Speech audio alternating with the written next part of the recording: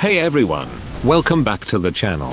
In this tutorial, we're going to learn how to use variables in Godot, and we'll do that by creating a simple health system.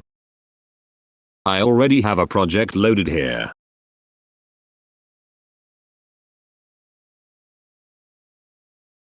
On the screen, you can see a static health text.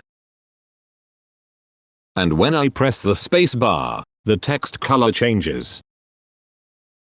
If you haven't seen this setup yet, you can watch the tutorial linked at the top. In this video, we're going to improve this by making the health dynamic.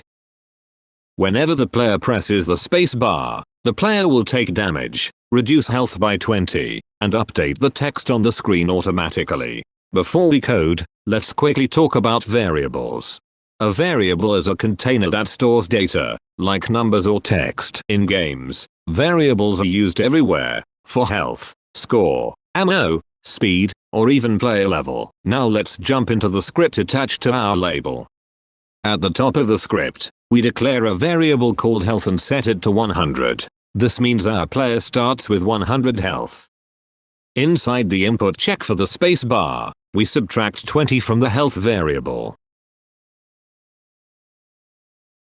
Every time the player presses space, health goes down by 20.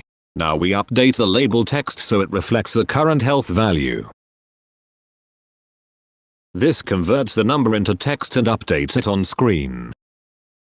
Now when we run the game and press space, the health decreases and updates in real time. And just like that, we've created a simple health system using variables.